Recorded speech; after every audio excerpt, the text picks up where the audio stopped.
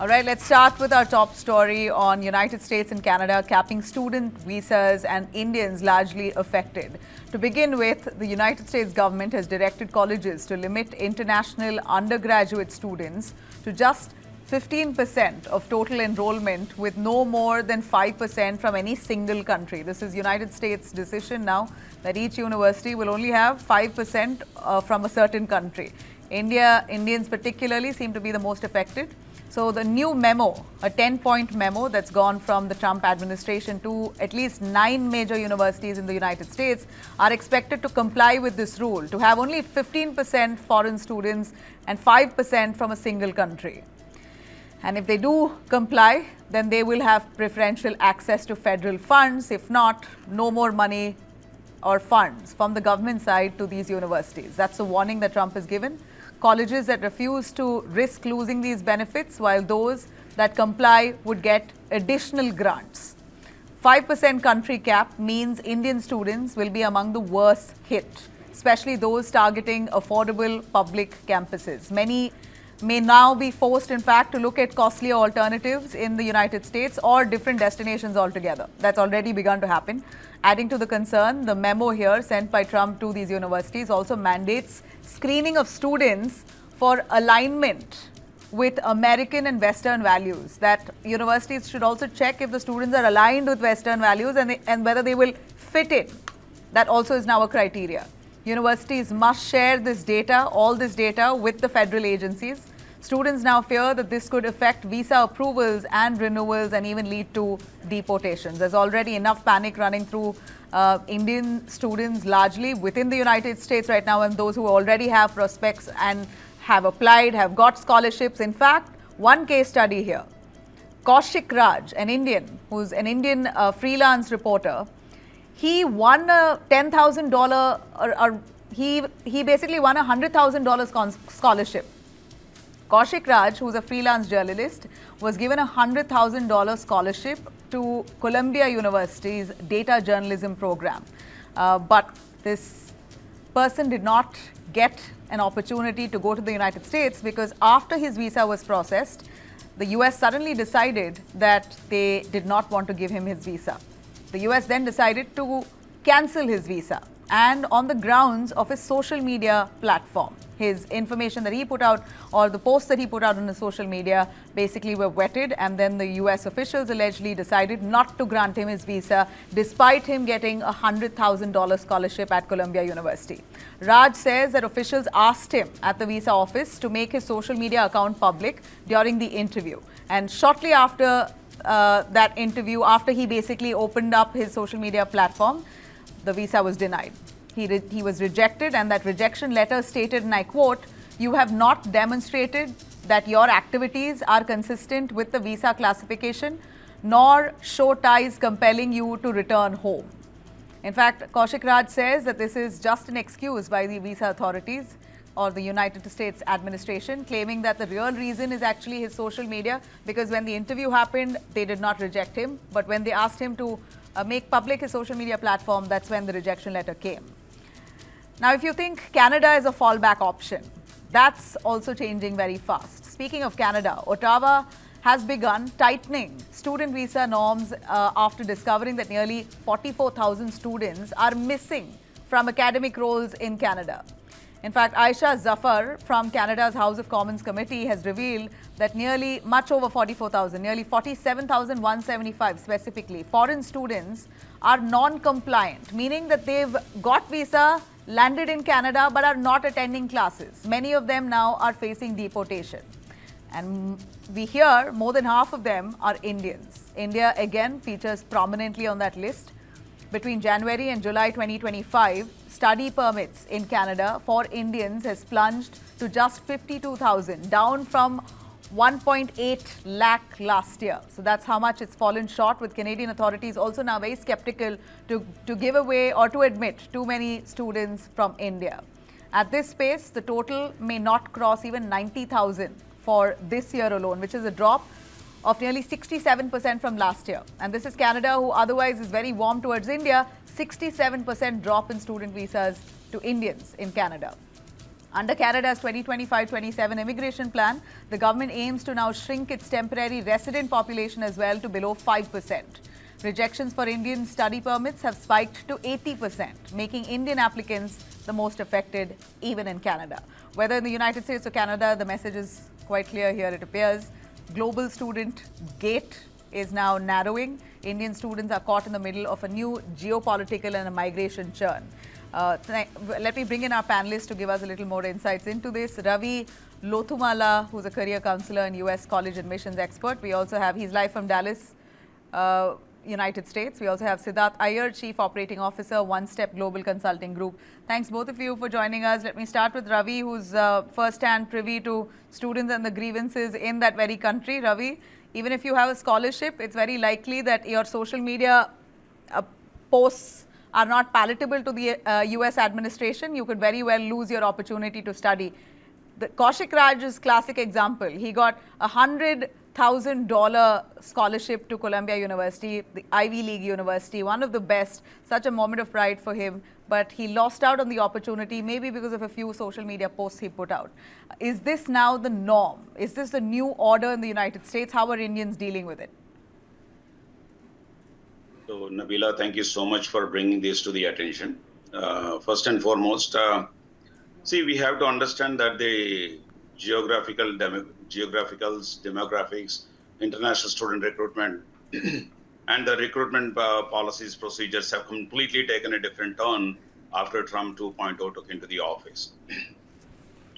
Is it something wrong that somebody has to do these kind of things? Let's put it this way.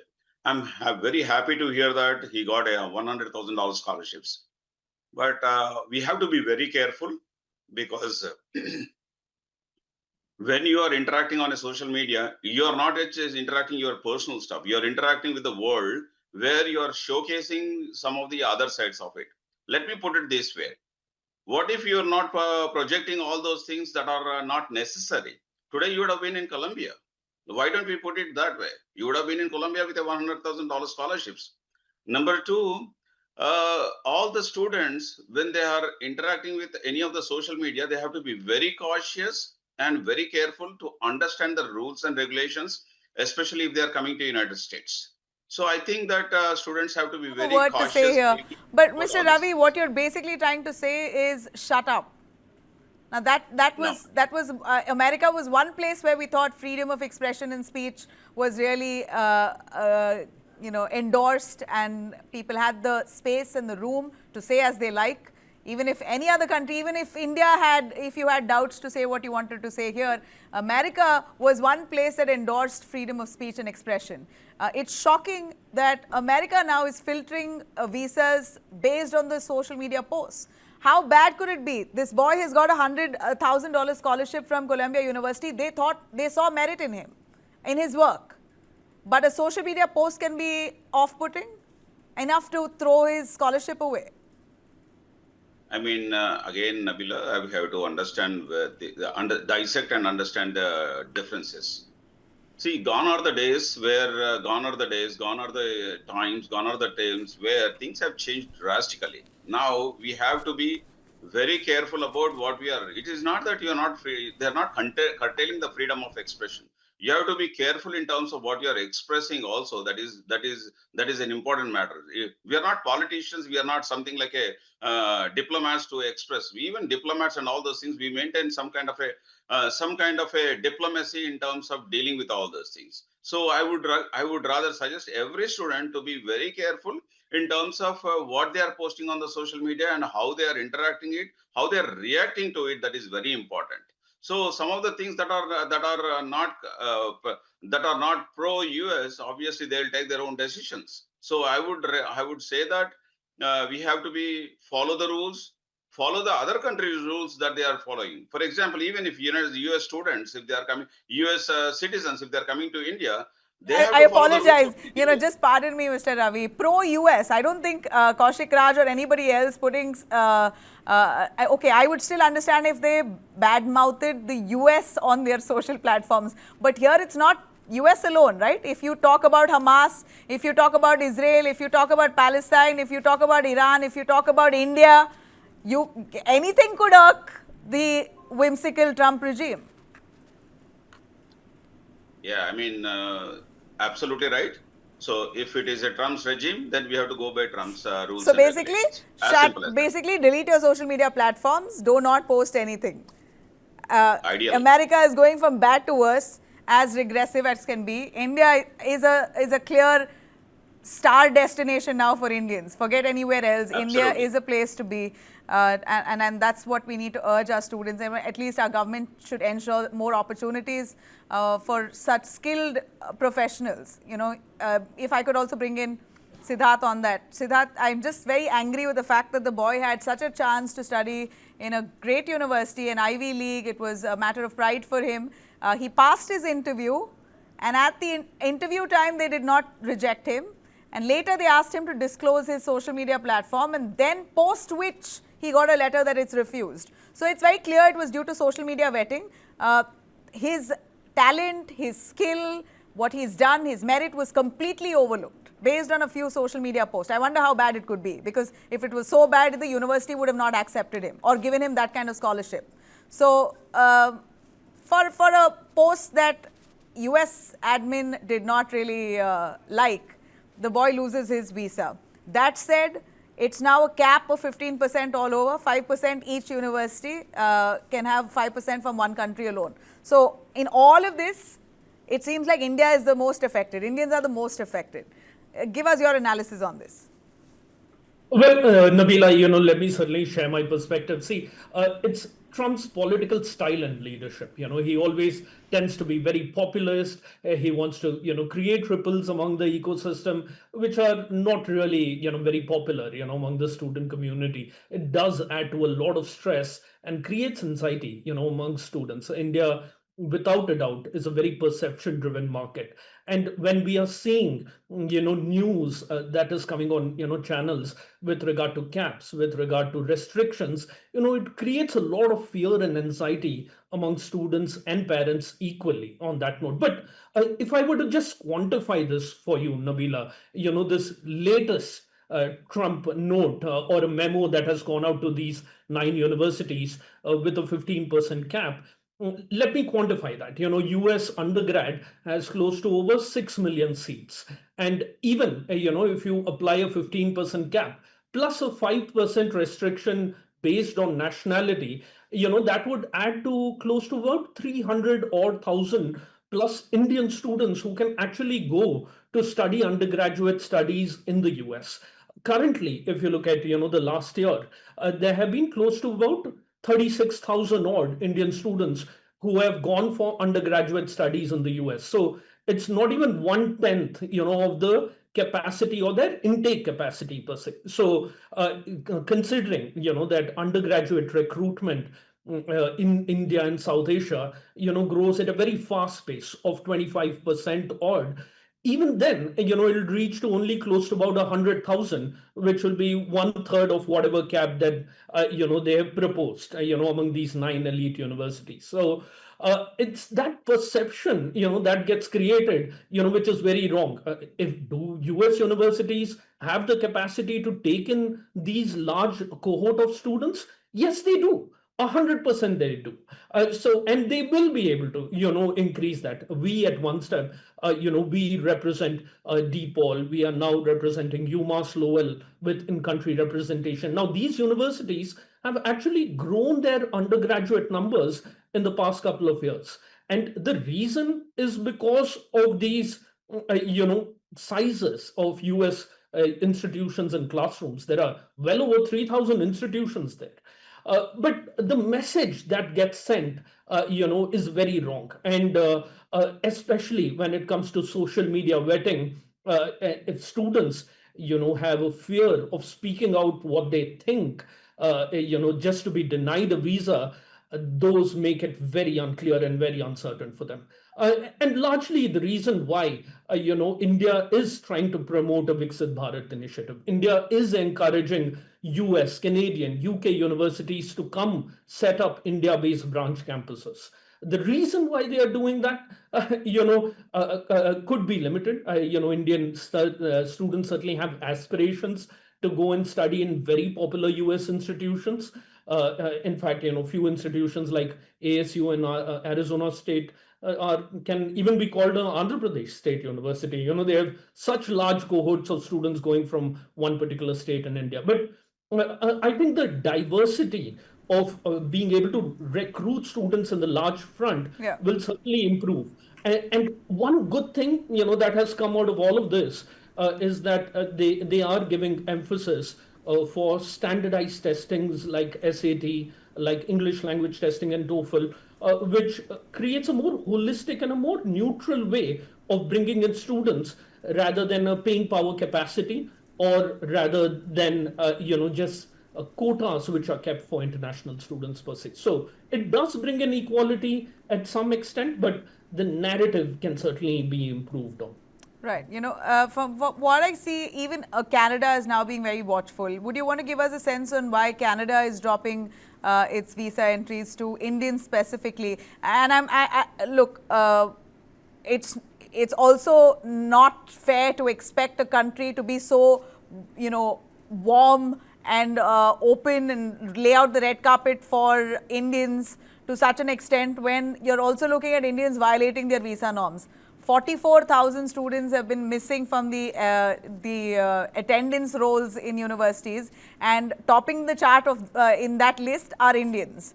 So Indians are taking Canadian visas, going to Canada, and then doing some whatever illegal work.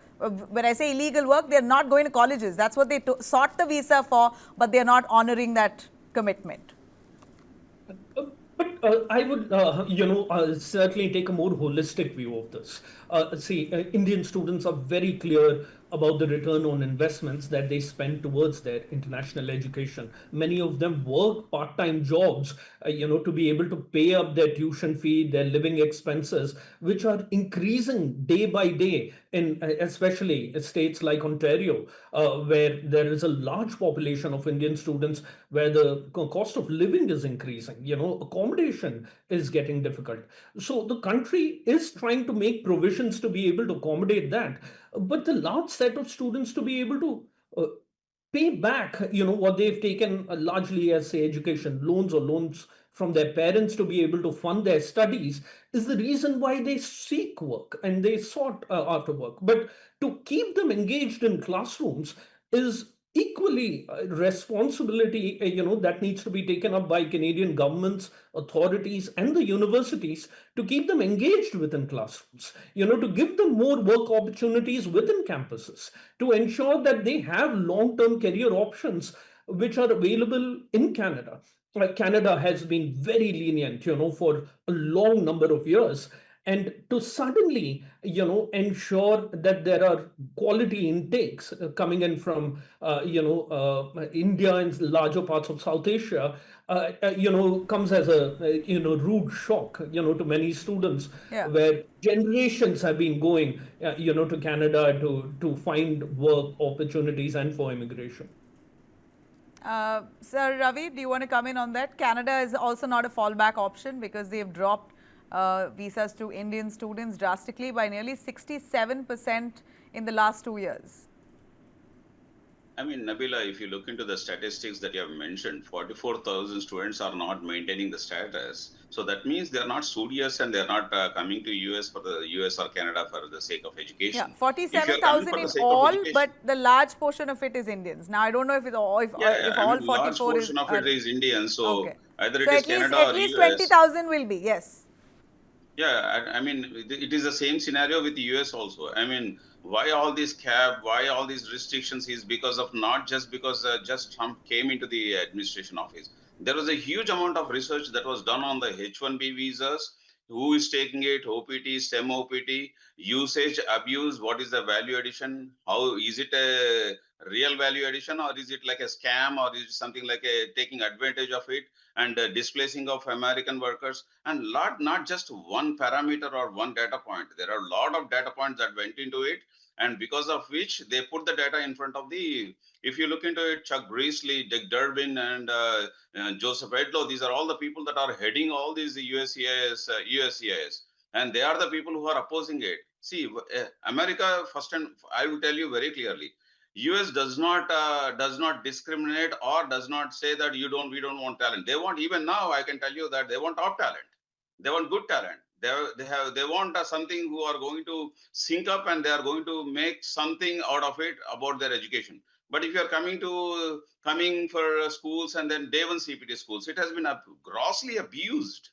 Okay, almost the total strength of a day one CPT schools is higher than Harvard.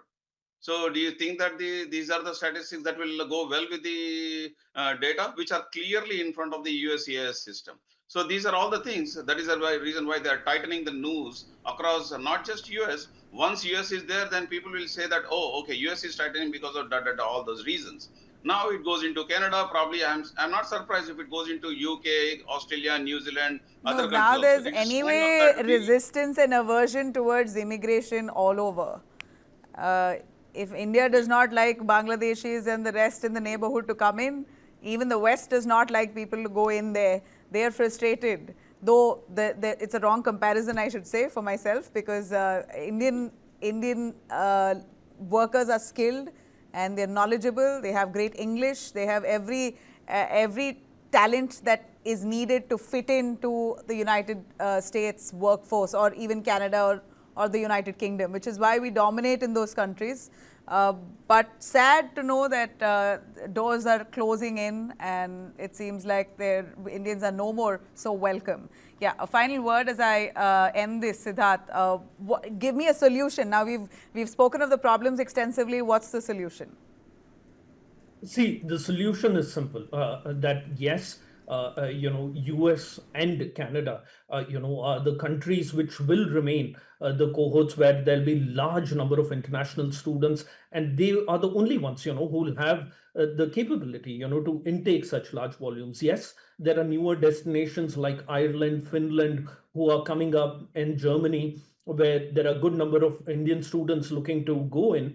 But largely, given the economic power of US, Canada, they are the ones who are likely to benefit, from the inflow of international students. And let's not forget, the economic value that these international students bring in to countries like the US. They bring in billions of dollars, adding to local economies. So capping can certainly hurt revenues and jobs within US and Canada. It's not going to hurt anyone else but themselves. That is a message which is, needs to be clearly understood by US and Canadian institutions.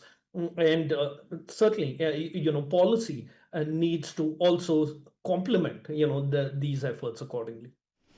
All right. Great. Thank you very much, Ravi and Siddharth, for joining us here today and giving us that much needed information. And maybe this is enough to convince our Indian students that India is certainly a better option. Stay back, contribute here, you have better dividends. At least being closer to your family is possibly the best feeling ever.